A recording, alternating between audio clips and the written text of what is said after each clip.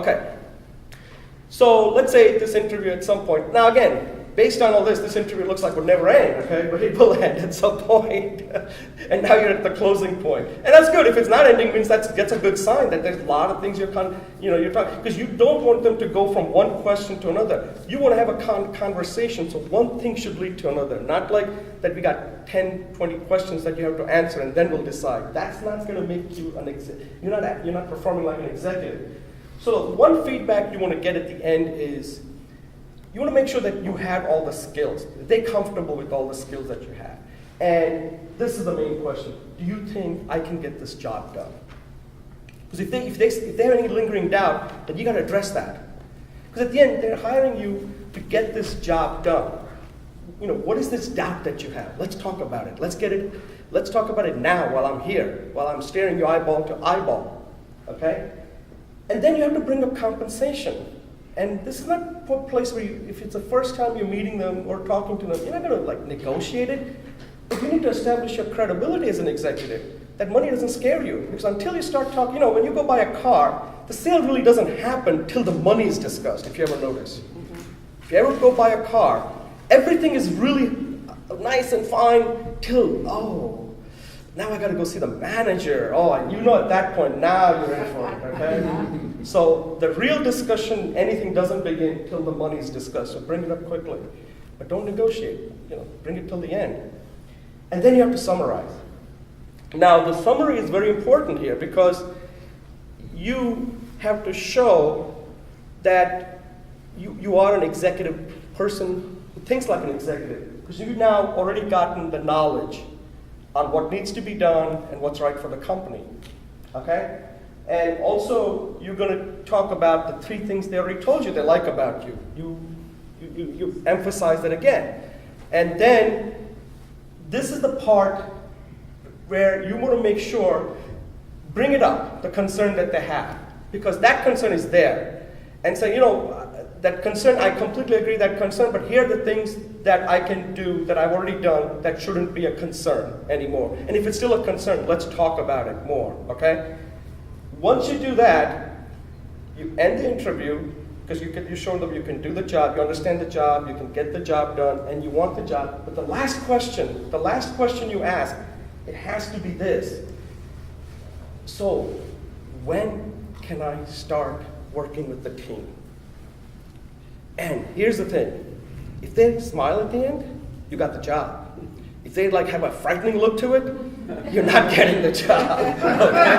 Okay? So you don't want to leave anything without knowing that you're getting the job. Because if they have a frightening look, then you got to help the person out. What scares you about me? So you always have to, that's your ultimate close, by the way, right here. This is the ultimate close. You can never leave an interview without saying that last thing. So when can I start working with your outstanding team? And I can't wait to get started. You got to be like that Simba, You couldn't wait to be king. You got to act like Simba here. You can't wait to get started, Okay, follow-up. So follow-up is pretty traditional. You'll send a thank you. Got to do it fast, okay? Because remember, your speed is important, right? Today it's all about who can get things done smarter, faster, better, cheaper, right? Faster is very important here. But the one thing I'll point out is this thing. Very early on, you have to negotiate a 15-minute post-interview. You have to do that.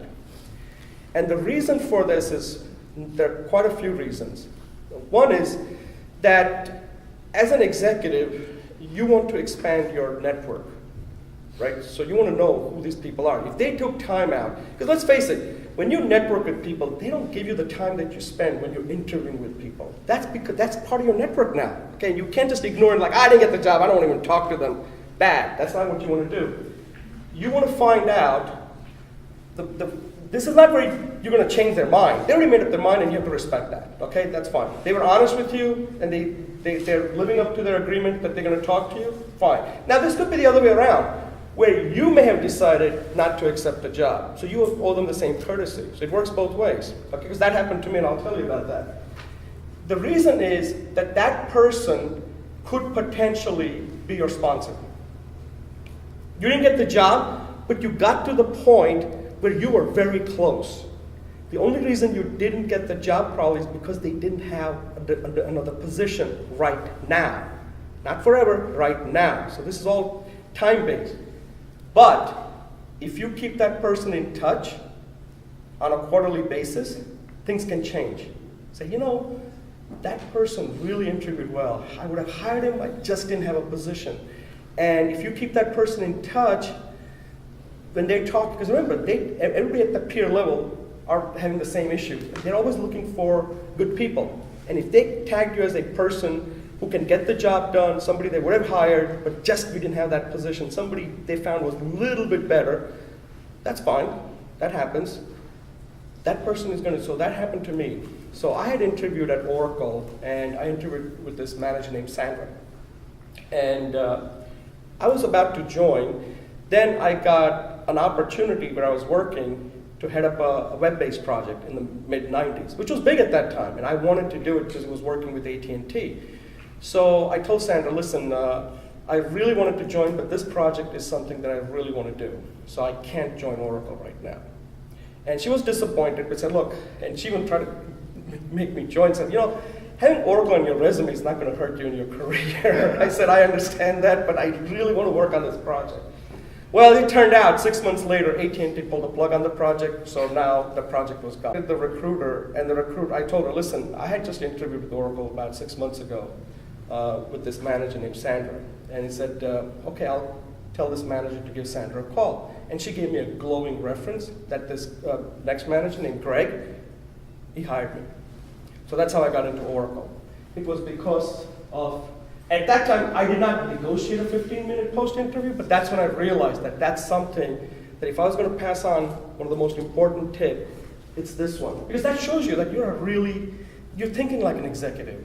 That, hey, I may not get the job, but you know what? It's okay. I may get it just you knowing me. And you're the person that they want to know. And executives want that type of, they want to do that kind of networking.